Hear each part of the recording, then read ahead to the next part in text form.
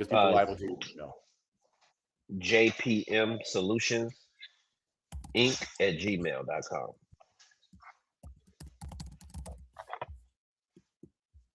I'm going to send you the audience link, and then you can drop that. I'm going to send it to you as the audience. Send. All right, let me know if you got it.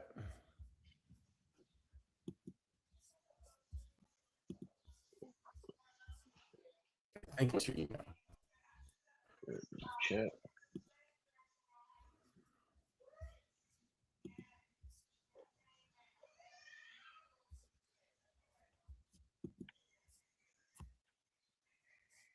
Let me check my spam.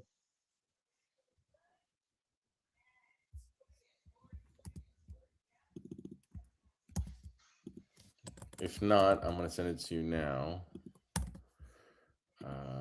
JPM. And I probably misspelled it because, I've got fat fingers. Solutions Inc. at Gmail. Yeah, JPM, like Joshua Pierre Mason Solutions Incorporated.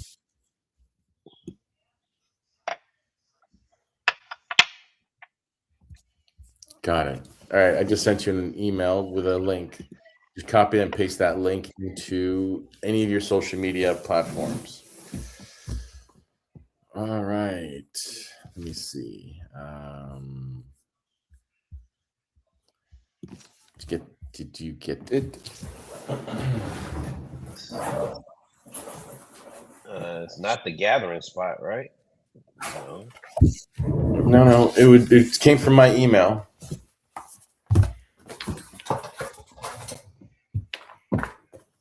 Check the spam. Am I not sending it right? JPM Solutions. JP. Oh, I did the wrong one. I put solution. Yeah, Solutions Inc. Right? Mm-hmm. Dot at Gmail. Yeah. JPM Solutions Inc. IONS. Oh, there it is. Okay, got it. Woo! All right. I was like, I'm losing my mind. And where do I drop this link? In your Facebook, in your Instagram, in your anywhere you want. Everywhere. Gotcha. Okay. So now what happens is once you drop that link in, your members or your people who watch for you will be like, hey, watch us live, and it will become a live video, and they'll be able to see you live or see us live or watch this live.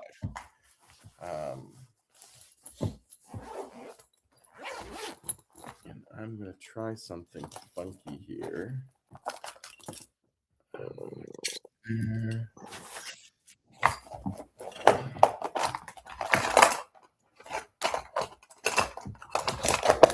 Can't put it on Instagram or TikTok because it's just a link, right? So I have to only do it on Facebook. No, you can drop the. Oh, yeah, that's right. Instagram doesn't do links. Only pictures. Videos and pictures, right? Yeah.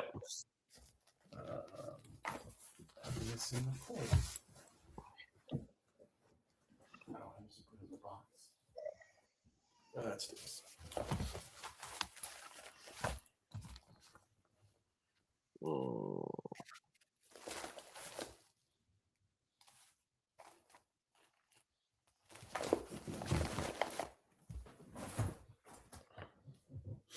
there it is.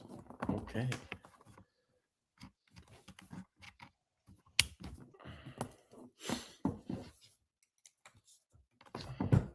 Is it working? Yep. Just posted it. Nice.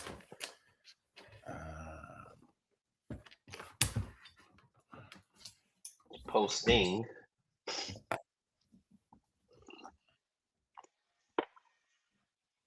All right, let's do that. And I'm going to try something. If you are so kind to be patient with me, I'm going to try dropping this on TikTok live because I got 2 cameras, and we'll see how this works. I'm going to try something new because you got time? You got a minute? Yeah, I got a minute. All right. It definitely didn't post on my Facebook page. What's wrong? What do you got going on this weekend? Anything exciting? Going to a comedy show. Oh, which one? I think it's the Mike Epps one. Is one of my buddies. He had an extra ticket. Oh, Mike Epps is hilarious. Yeah, he's funny. What about you? What you got going on? I'm actually I'm traveling this weekend.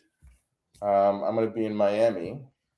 So good stuff. I don't know. I've got a training that I'm doing. I joined some professional groups, right, for enhancing business and sales training and marketing, and then just like it's almost like therapy for business, right?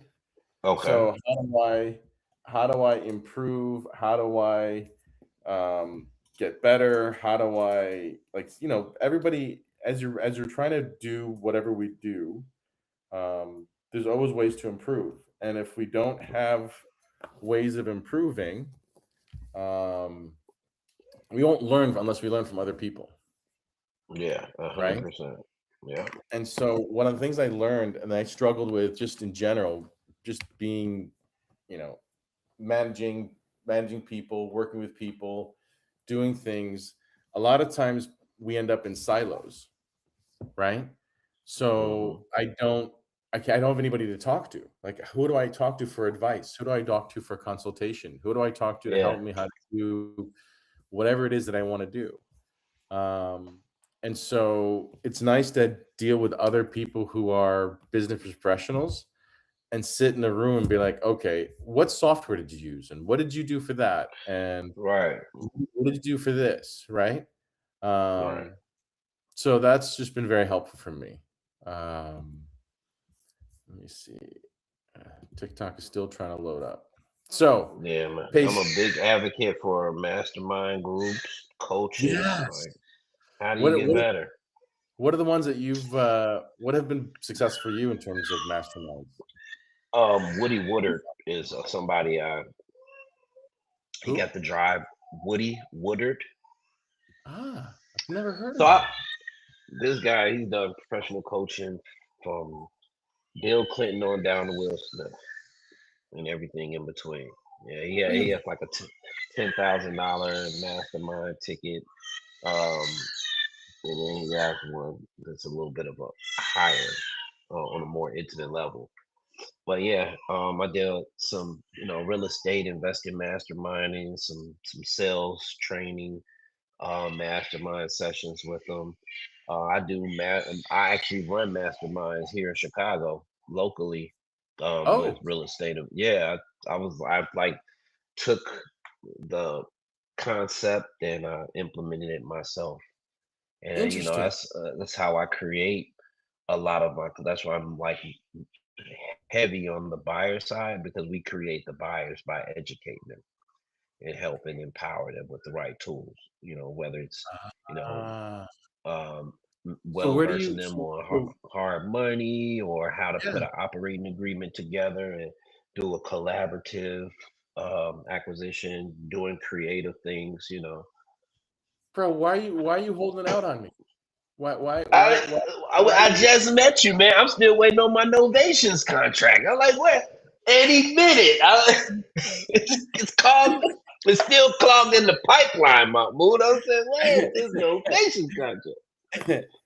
Oh, that's hilarious. How often do you do these sessions? This is fantastic. I love this. And quarterly. The last one I did, it was like around October, November of 2020. I have not done one this year yet. I'm actually, we're waiting for the weather to break so we can hit them with a spring event. I have an amazing venue in the historic Bronzeville neighborhood on 35th Street, where the old Seaway National Bank. Oh yeah. How many days is how many days is the mastermind? Is it 1 day? Is it 2 days? Like, how do you? So it's a 1 day event. right? And then we Okay. allow you to follow up and become a part of our community and do like some Nice. one-on-one training in like a 6-week session.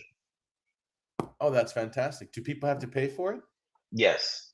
Yes. How much is it? Now for the event, it's typically we do throw those for free, and it's hors d'oeuvres, the whole 9 yards. But for like a 6-week mastermind working with me one on one as an investor, it's like 27.50. I try to keep the cost That's super low. nothing. That is, I Yeah, mean, don't get me wrong. It's good. It. Let me rephrase what I said. I want to rephrase that, right? For the value of what they'll be getting, it's just penance as to what the multiples of what it can generate if they just ex- listen to what you have to provide.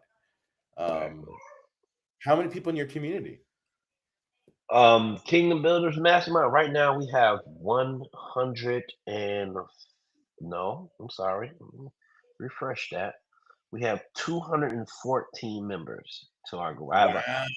I've created a Facebook um, I group love as it. well. Do you Yeah, are they all types of real estate professionals? Are they only real estate brokers? Are they only real estate investors? Like what is the developers, um, lenders, newbies, um, people who've been in real estate forever, but they never really understood how tax liens and being that I work with Tawana and that's her bread and butter, yeah. she kind of taught me that space. So I teach it to others. We work and I work Wow. together with her on a lot of these initiatives. Yeah, yeah, yeah, yeah. I love it. Mhm. I love That's amazing. Do you have so how many attorneys do you have in the group? I had to ask. Oh man, no, I would say one, Ebony Lucas, and she specializes in like estate planning now. She was one of my real estate attorneys, but yeah, I never really thought about that. Yeah, just one. Well, we should talk more because I think there's a lot. I think I would love to have me and my team to support you and your program and your community because that's huge Mhm. to really develop that knowledge base and that's so cool. So tell me a little bit about so what are some of the things that you teach on the one-on-one during the 6 week program? Like this is not exactly I had no idea where we're going with this thing, and this is I love how we're going this way. So tell me a little bit more about it. Well, first and foremost, we got to kind of break down the foundation of, the mental real estate, right? A lot of people discount themselves and they create these mental barriers about things that aren't really challenges. To help, for example, some people think, oh, I don't have the credit right now. Oh, I don't have the Right. money right now. But do you have the Yeah. relationships with the people with the credit and the money? Do you have the Yeah. deal?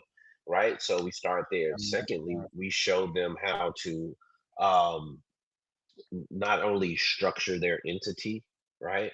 But we point them in the right direction with CPAs. Um, I have another attorney that's a CPA, Mark Kohler. He's in Idaho. Okay. I refer a lot of business to him in terms of people Okay. getting their entity set up, and then we kind of Yeah. teach them understanding your investor ID, right?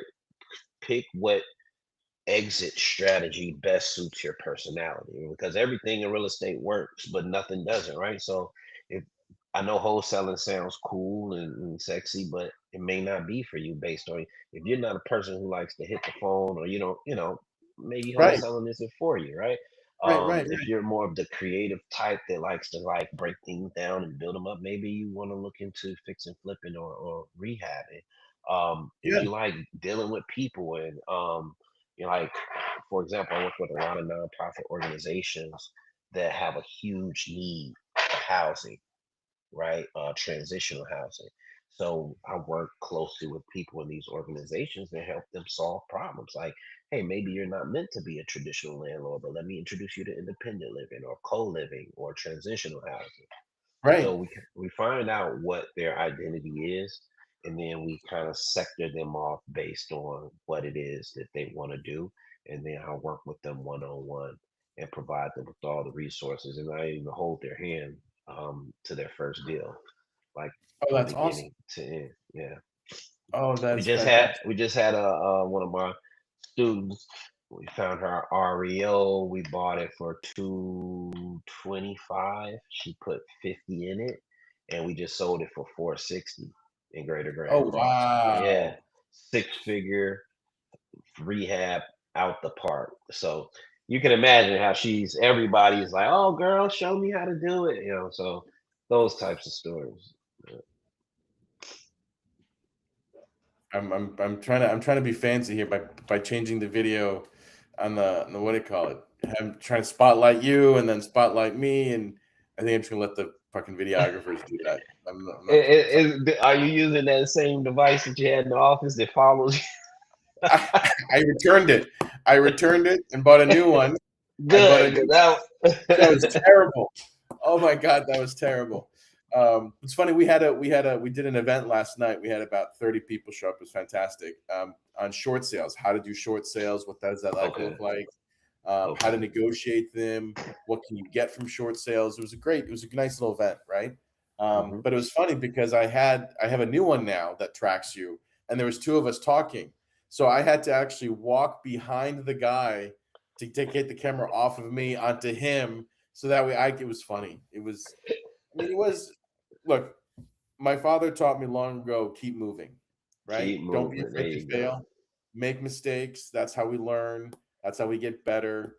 But I find it's part of the whole process, right? Because Yeah. I feel like the world is so prepackaged, Mm. right? That's a perspective. Everything is like, you see these Ready to perfect. go, done for you, right? Everything's done for you. Yeah. Absolutely.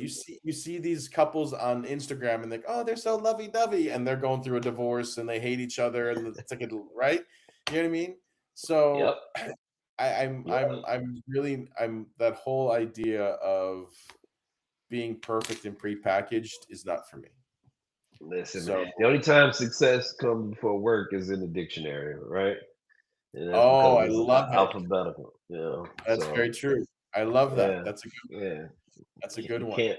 And I tell the students that, right? Because a lot of people, even realtors at my brokerage, right? We get a lot of new realtors, and their perception of me is, I was just speaking with the guy at a listing. I was taking my buyer to a listing. We started around the same time, and he was like, "So yeah, man, we started." He's like, reminding himself of where he met me. He's like, "I've been watching you on social media, and you just took off right after COVID.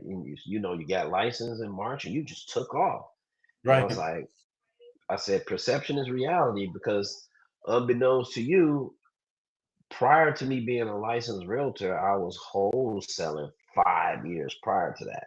So that's the part of the story you're not seeing. Like I built that business brick by brick. So what you thought was just taking off, out the gate. No, it wasn't like that.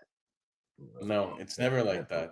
There's gotta lay the years foundation. of failures and years of mistakes and successes and ups and downs, and before you finally just pop it and go, right? Yeah, Um, there's a podcast I listen to called Business Wars. I don't know if you've ever heard of it. never heard of Um, it.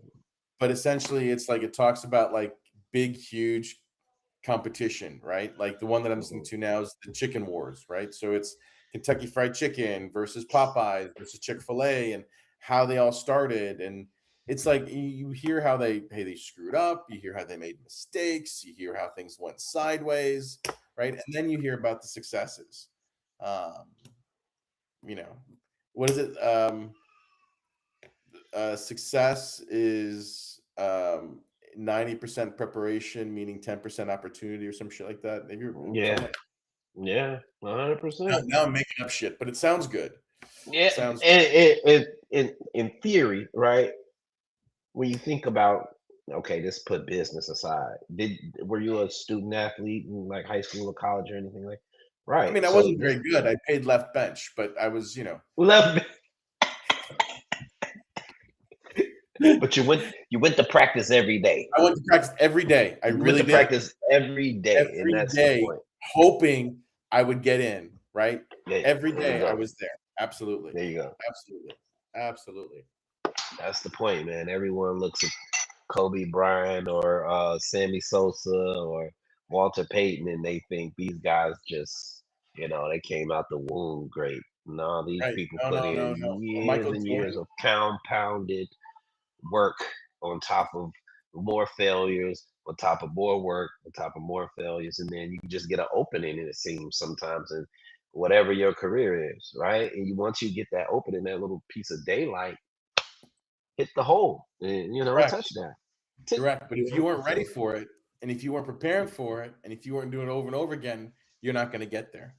and if you weren't Absolutely. coming to practice, you wouldn't even know to look in that. You wouldn't even know that the play is designed to go that way. So you would have never saw the opening in the first place. That is correct. Absolutely. Absolutely. It's just constantly pounding the pavement. And I look, and it's working smart as well as working hard. Right. Um, and we're blessed to have a good team where we're at, right? But we've built it, Hmm. um I'm sure you've done the same.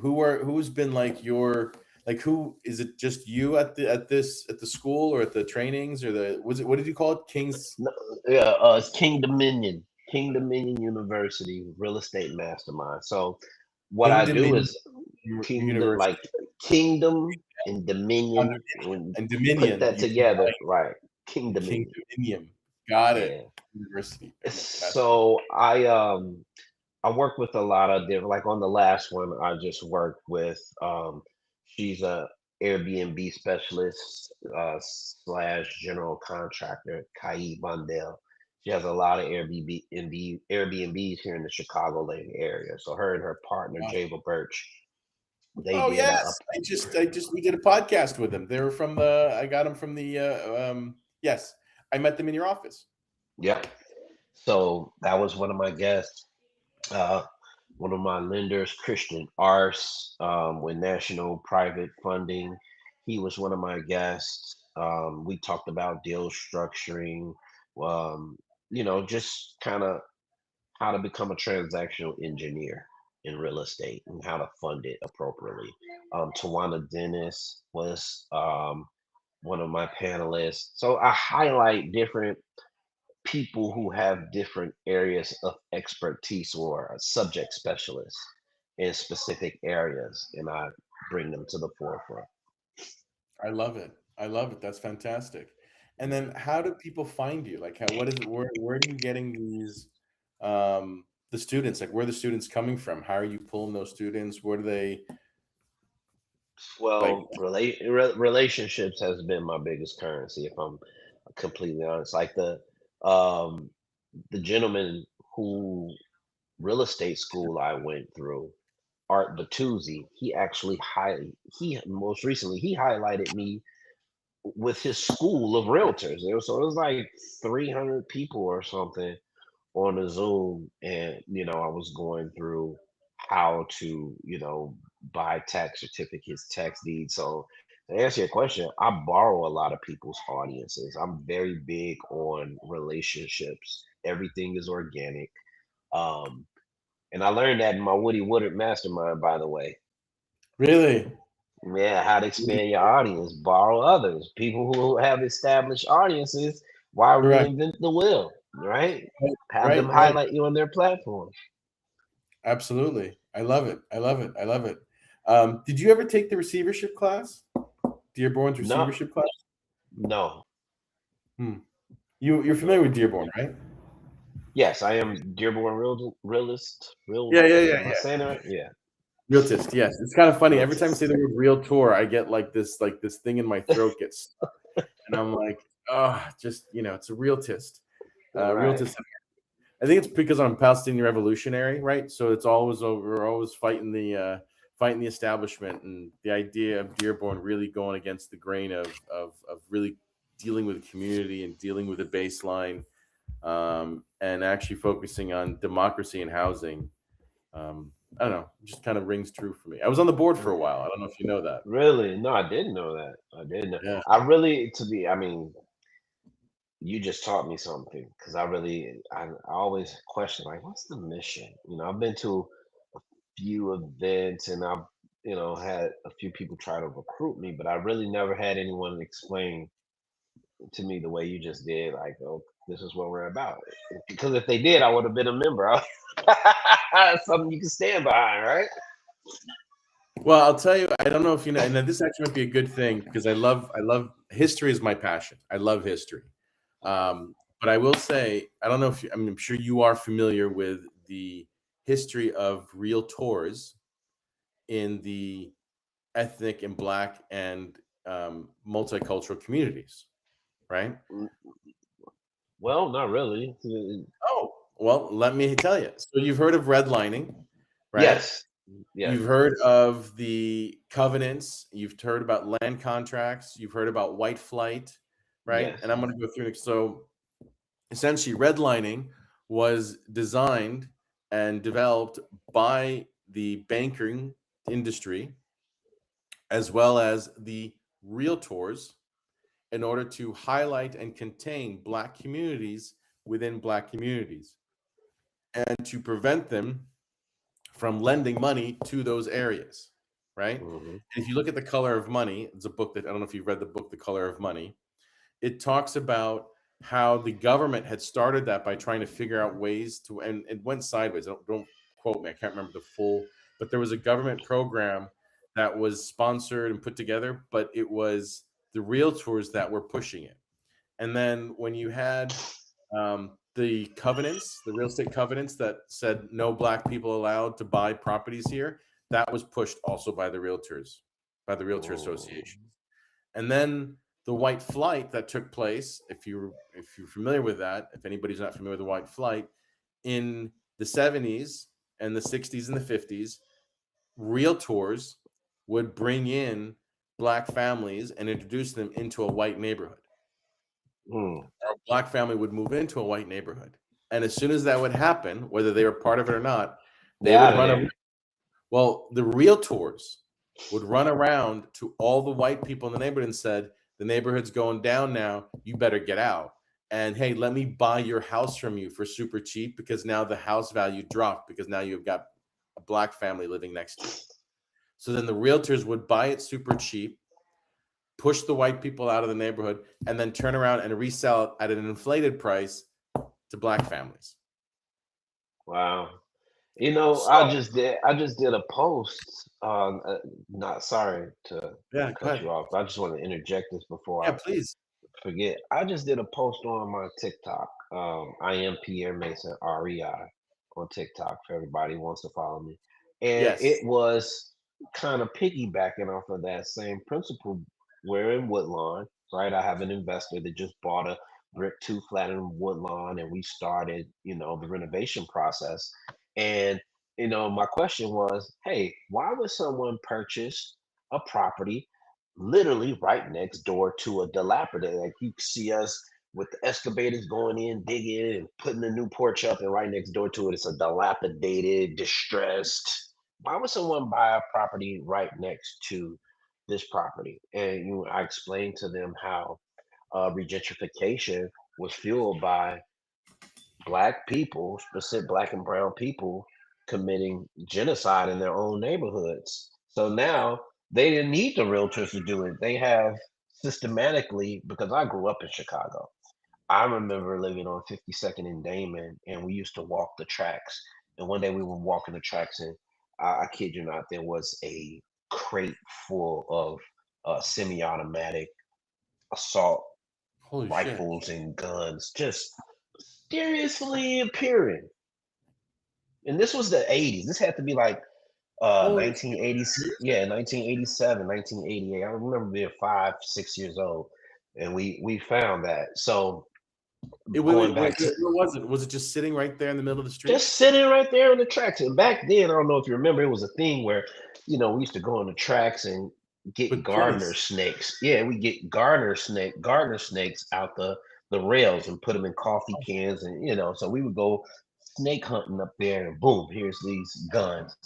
Well, come Okay. to find out, this wasn't something that in a lot of gang-ridden neighborhoods you would mysteriously find these guns, right? So, um, my post was saying, "Hey guys, they don't need to do anything anymore because they've empowered you to go and commit genocide on yourselves in your own community drive the prices of the properties down for pennies on the dollar, and then come and buy it from right under your nose, raise the rents, and push you out. And now you have neighborhoods like the historical Bronzeville to Woodlawn, South Shore is happening too right now, just to name a few, right? Where you Yep. see this happening and you hear the chatter of people complaining. And it's like, we got to wake up, people. We We got to really wake do. up because We it's really still do. happening. I mean, I knew and I've heard how they dropped crack and dropped drugs into black neighborhoods intentionally, right? Oh, yeah. Oh, yeah. Um, and to hear, and you hear stories about guns and, oh yeah, they put guns, they're selling guns, but the fact that you found a crate of assault weapons Yeah. at 5 years old just sitting there on the railroad tracks, that's crazy. Perspective, That's right? Because when you think about that young, tender age, what if I was by myself, right? What if I was by myself or a group of other, young adolescents? Luckily, I was with my older brothers and, their friends. And, right. yeah, Yeah. People are like, oh, you're conspiracy theorists. Oh, you're thinking you're crazy. Oh, that's not true. But this is like firsthand knowledge. Like this is you telling me you saw it with your own eyes, right? yeah. And I always believed it, but it's different to have a fresh or personal perspective on it. And you're like, nope, nope, this is real.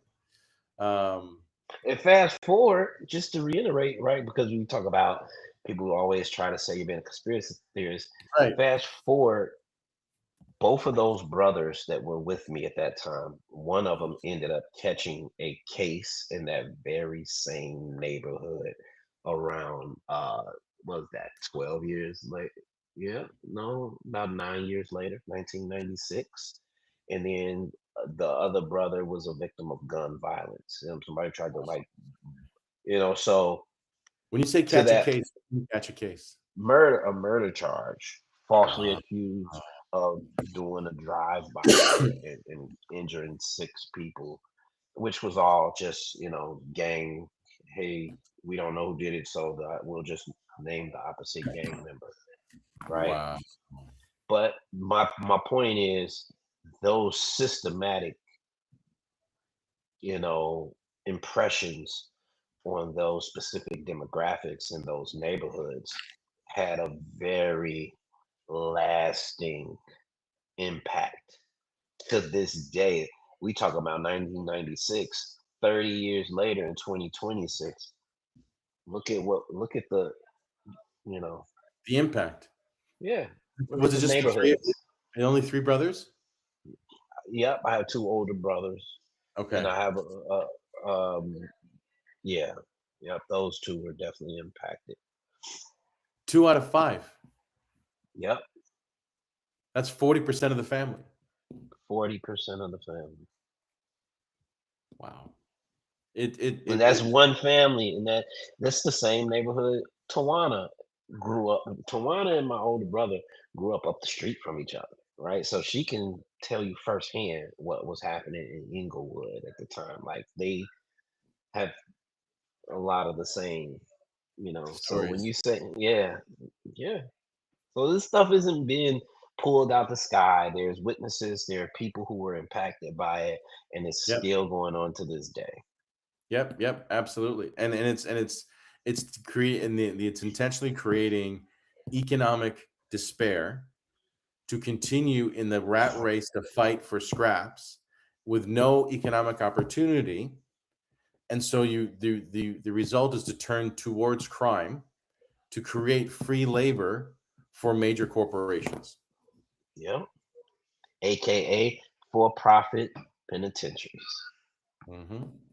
Absolutely. I mean, They that's the call it the whole. pipeline to penitentiary. In the black neighborhoods, there's a window between like 17 and 24 years old where your frontal cortex of your brain isn't even developed yet, and they have a Right. plan for you. They even did studies when you look at the public schools and how they're designed similar to that of a penitentiary, where Oh limited yeah. windows, limited sunlight, Yep. rec Yep. rec time, aka recess. Right. Right. Right. Right. I mean, the whole thing is, and then those who are outside of that system, who fall outside of that norm, are severely punished, or Yep, isolated, or ostracized. Absolutely. yep. Yep. Absolutely. If you can't conform. No, it is a terrible, terrible process. And it's the thing with the immigration right now, right? People are Yeah. like ice, ice, ice, ice. People don't realize this has nothing to do with people who are here illegally. This is a profit center because they make tens of thousands of dollars per detainee in these detention centers. In So you have in four. 2026, in 2026. That's the part that's hard to digest. It's like, man, you heard about concentration camps and civil rights movements and, back in the yesteryears of our parents' time, but here we are, Witnessing it. witnessing it. And many of us rubber stamping it.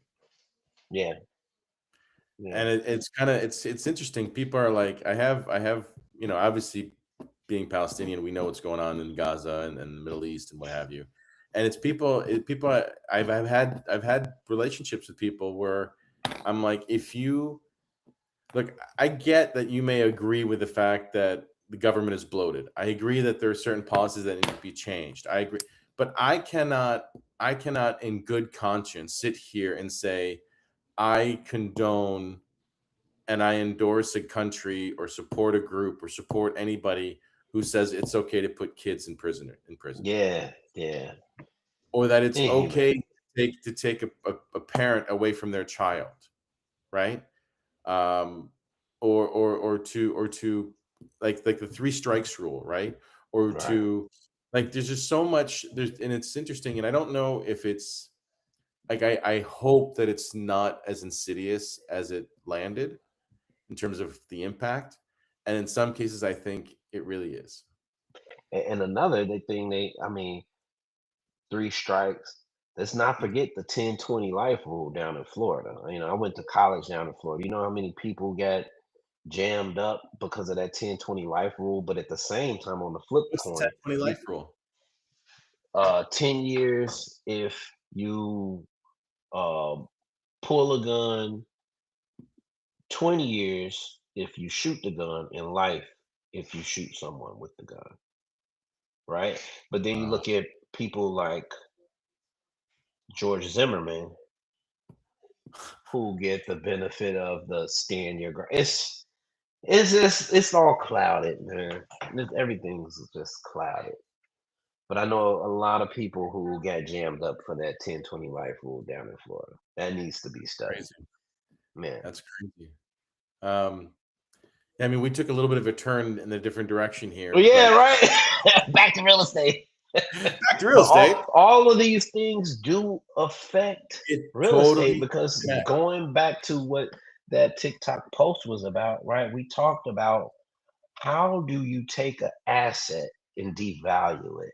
Like this is happening right now in our economy with the price of Oh, this gas, is the intentional. dollar. Come on, man. This is totally intentional, bro. Totally This is intentional. so intentional. Like they are trying to create. How do you fix inflation? You collapse the economy. Collapse the economy. You're going to collapse the economy. And and so, and be at the forefront of this new digital economy that correct. on your last term you were so against. Oh, crypto is from the devil. Now you got a crypto czar on the board. You got the Trump coin. Like, come on, man. Let's wake up, guys. Well, it's like kind of like now dispensaries, right? Medical marijuana now, and marijuana and recreational marijuana, Oh, it's all legalized. And oh, you know oh what? my Here's what we'll God. do. I know we imprisoned so many of you black and brown people for selling marijuana or even having possession of marijuana, but here's what we're going to do. We'll let you have a 1% ownership stake or maybe a 0.1% ownership stake of this dispensary. So that way we can say that we helped the convicts who got, like, come on. Come on. Breadcrumbs, man. Breadcrumbs. It's And we like, fight over them. yeah, We will yeah, fight over the breadcrumbs. We will we yes. will kill each other. We will hurt each other. We will undermine each other's organizations. We will undermine each other's businesses because we're like we are only given a seat at the table. There's one seat for 100 black men. or one seat Hmm. for 100 Arabs. And it's like, why the fuck am I fighting over one seat? One Fuck you. I'm seat. Let gonna me go fight. build my own table. Right. Yes, I don't need Exactly. your Let me table. go build Fuck my your get table. I'm gonna do my own shit. exactly. Exactly. Yeah. Exactly. But here's and not only that we fight over that one seat, but then when we build our table, we are have this internalized oppression mindset of scarcity. Yes. Oh my God. Oh Like my God. it's there's not enough, so I have to fight with someone else. Fear of missing That's out, right? Like FOMO up the it's like, come on, man. like if I don't Come get on. all the business, if it's all mine, and it's like, no, bro, there's enough for everybody. That's a big fucking table to eat at. Like Yeah. your table and my table, we both fill it with food. We can feed twice as many people. Yep. 100%. It's right. What's your the what is his name? Woody Woodard. Woody Yeah, Woody Woodard. Yep. Woody Woodard's mindset in terms of building off of other people's audiences. We can build on each other's. Your audience, my audience. Your people, my people. My resources, your resources. Together, like I remember an old story. Um, I can carry you on my back. I'm a big guy. You're a big guy, Hmm. but I can probably carry you for maybe 100 feet, right? Hmm. I could probably carry, a petite woman maybe a mile on my back. Hmm. I can carry my kid maybe 2, 3 miles on my shoulders, right? But what happens when I hit that 3 mile mark? Yeah. Fatigued. Yeah. So what if we were both to carry together? We can go twice the distance. Or what if I carry Twice the distance. Yeah. and I put it down and then you can carry for the next part and then we switch and now we can go miles together, not just 100 feet. I love that story, man. I love that story. I love it because it really does um hit home the fact that you know you can do a little damage if you poke somebody with one finger, but if you take all five fingers and form a fist, now you can strike a mighty blow. You can knock somebody out. So we have to come together and form that fist and get out of the rhetoric, because the rhetoric is that we're different in ways that we're not, and they try to you know uh, put us in these little boxes to make us see each other, but we're all the same. America was built off the backs of people who were considered the have-nots for the people that they were considered the people who were designed to have it all. Now, if all the have-nots are fighting against each other, oh, I don't like you because you're Mexican, you don't like me because I'm black, or you're Arab, so I don't see you as my brother, and we allow that to say, oh, you're a subset, you're a subset, you're a subset. Now you're neglecting the fact that no, we're all one big group that outnumbers the Oh, masses. well, You why understand? why are they so why are they so why this whole super pro white uh, this whole thing of getting rid of immigrants, the whole idea of pushing out, the whole thing isolating, it's intentional. It's Yes. intentional. Like people think pro life is about saving babies. I don't know if you know the history of the pro life movement. Are you familiar with the No, I'm not. anti-abortion? So they did a study in the 40s, and they realized that the advent of immigration and the size of the African American Black community, that eventually the white dominance will subside. They will no longer be the majority in the 40s. Okay, they Mm, did studies on this. And in the 50s, as they did more studies, they realized that the majority of because they couldn't kick people out, but they realized and they tried anti-immigration, statutes in those days, but they realized that the majority of abortions were performed by white women. yeah. Now, there goes the rhetoric, right? There it is. There it So, is. Same thing with so the feminist movement, right? Like our demographic is the only demographic where you hear our women refer to themselves as oh, I'm a strong black independent woman. You never hear a woman say, I'm a strong white independent woman or a strong Arab independent. No, no, we're a collective No, the group. Arab side you do because we have the same problem, bro. We're Oh both man. angry men, right? Oh Angry man. black man, angry Right. Arab, right? Yeah. We're controlling, we're violent, we're abusive, right? Yep. No, you're right. They add That's the a crock label of of crap. the strong, independent black woman, strong, independent Arab woman, right? As opposed to just a strong woman, or Yeah. that they're just strong, They're right? strong. Or we're a strong collective family.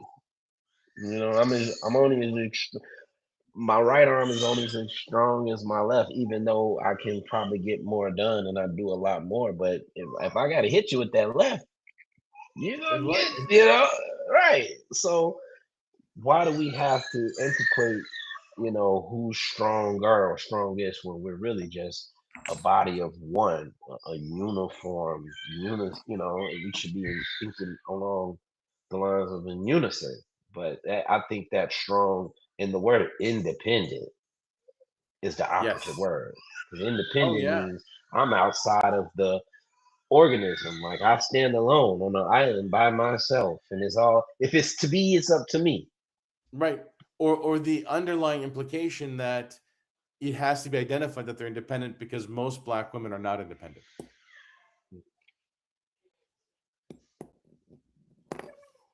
Language is powerful. Very Language is powerful. important, It cre- right? it What we creates, yeah. It does. It creates the narrative. It creates what we're walking into, um, and then the mindsets. And it's sad to see. I really think one of our biggest problems in all of our communities is ego, because we have and the two things, ego and scarcity. And so if we were able to just surrender back and just build for community, and we can there's nothing wrong with me eating at the trough, right? But Hmm. I can share it with other people. Hmm. I don't have to be all for me. And it's sad you see a lot of we see it in the I see it in the Arab community as well, where organizations are successful and suddenly they start infighting, they start tearing each other apart. One faction comes in and wants to create one thing, and it's like, what is the mission? And so back to where we started, which was the Dearborn Realtors Board. The mission of the Dearborn Board is to create democracy in housing, to increase home ownership, to create equal, which essentially is equality in housing, right? Hmm. And it's fairness. So I know one of the initiatives over the last few years was against the appraisals, right? Why is it that when a white family owns the house and then sells it to a black family, suddenly the value drops by 20%, Hmm. Or right? why is it when a black family lists their house for sale and they're intentionally removing every black photograph and replacing it with the white family, it appraises higher? It's called whitewashing. It's a It is. it's a strategy that we use. And Yes, I'm sorry if I kind of blew the whistle on our tactics, guys, but like, why do we have to do that? because we live in a racist society. With systematic, oppressive mechanisms that and that's the whole point of this conversation, right? And we're going back to why do we do these masterminds? How do we touch these people and how do we empower them to actually get their seat at the table and why, right? Why are Have we them doing go out this? and buy that dilapidated house, or how do they target that dilapidated house? So one of the programs we were working on, we must have taught 800 students through the Dearborn Realtors Board on the receivership class, which talked Okay. about that dilapidated house next door, why and how to get at it, and what does that mean, and how do we fix that, and how do we address that? Um, but I want to talk more, Pierre, because this is there's a lot. I mean, I really enjoyed this conversation. No, me Uh, too. Me too. I had no idea where we were going to talk about understanding your investor ID, and I think we really did get to the core of yes. why we do what we do, right? As Yep. investors. And Yeah. if we leave our communities and invest outside our communities, we lose that opportunity to build it ourselves. Otherwise, you're going to have people who are not of us coming in and making those changes and making those developments and doing those things. I see it a 100%. lot in the West Bank and Jerusalem and the Palestinian communities. You'll see families who are suffering immensely, right? And and these Israelis would be like, "Listen, just leave, just leave, leave, go leave." And they're like, "No, we'd rather stand here and suffer for the generations to come after us to build what we have here, even if I got to build it 10 times. I'm going to keep staying because that is my resistance." And I see if I'm starting to I see it a lot, and I'm starting seeing more of it, and we need to do more of that in our Black communities where we work together in terms of keeping it within the community, right? 100%. 100%. Yeah, I mean we can spend a whole nother session on demolition and the city of Chicago. That's a whole Right. other. The demo list. Oh Exactly. my god! Oh my god! The Exactly. famed list. Well, Or the Pierre. property tax problems. That is a whole nother problem. That's a Oh, whole that's what's yes. happening with Pappas and these tax certificates and these prove ups that aren't they're just in like purgatory right now. On the tax deeds because they can't go anywhere. Yep. Yep. Yep. Absolutely. It's created a. I mean, I believe that the whole system's kind of all messed up. And so I spent a lot of time trying to untangle what I used to call what I called zombie properties, Hmm. properties that are dead. They have no owner. The bank won't foreclose. It's overwhelmed with liens. It's empty. It's vacant. It's getting dilapidated. And the city was like, we're just going to demo it. And you've got these beautiful graystones, beautiful 3, 4 unit buildings that it's a shame for them to go away. Hmm. So one of the things that I had to do is figure out how do I untangle title. And let me tell you, um, I'm relatively smart. I'm not an idiot, right? And so, Hmm. but digging into each of the ways to untangle the number of systemic systems that are built to perpetuate properties staying in this um what's what I'm looking for? Purgatory Hmm. of disrepair is unbelievable, right? Like you solve the bank issue and the liens, and you untangle that. Then you hit taxes, and then you try to solve the tax issue, and then you can't hit the tax issue because it's years of taxes that come. Then you hit the building code violations pieces, and then you hit the like. There's so much red tape built that makes it near impossible to fix and to restore building neighborhoods. And I truly And believe. then that distressed property stays in the neighborhood, and you hear stories about sex traffickers hiding. Like this was easily avoidable. Mhm. Yep.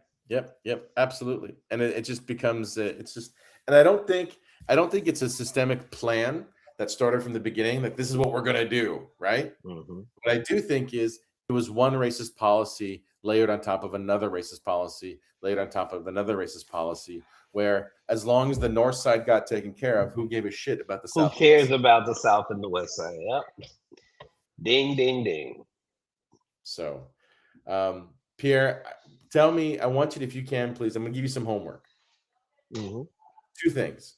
One, I want you to explore the Dearborn Realtors Board more. You're going to find out that it really aligns with what we're talking about. Okay. Um, everything.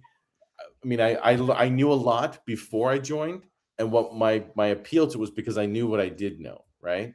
And Okay. then I learned so much more depth in terms of history and what's going on, and just being with like-minded individuals who really believed in democracy and housing and taught these are conversations I had like just the other day with members of the board. So Wow. um, definitely recommend exploring more of it. And the second thing your homework is if you choose to accept your mission, please email the details if King Dominion. Did I get that right? Yep. You got it right. If you can please email those details to Vera and to me, please. I think you have my email, so that way we can post it here and let people know what are the things that you're doing. Do you have a website? How do people reach you when they want to get a hold of you about that? Um, they can email me directly. It's pmason at jpmsolutionsinc.info.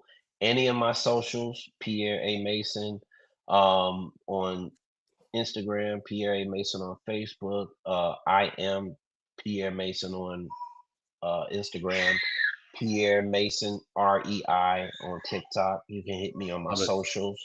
I Awesome. do a lot of engagement back and forth. It's actually me. I don't hand my phone off. Or you can call me. Pick up the phone 708 250 2010. Again, that's 250. 708 250 2010. I love it. What a great number, by the way.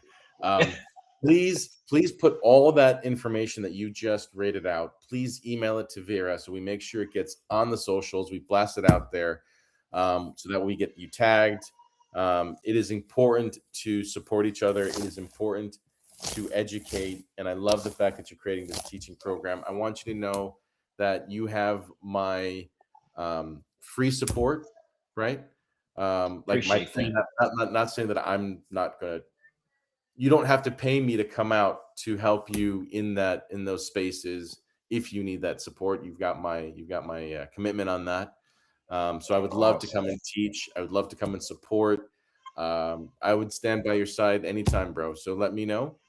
I Uh, appreciate that, Mahmoud. absolutely, absolutely. But thank you so much for joining. Any last words before we go? Man, thank you so much for your patience because I knew we had some scheduling conflicts prior to, and thanks for your persistence. I appreciate you. Absolutely. Good things come to those who wait. There you go. Great conversation. Great conversation. Love it. All right, Pierre. You have a wonderful weekend, and we'll catch up with you later. You as well, Mahmoud. Take care. All right. Bye bye. Bye.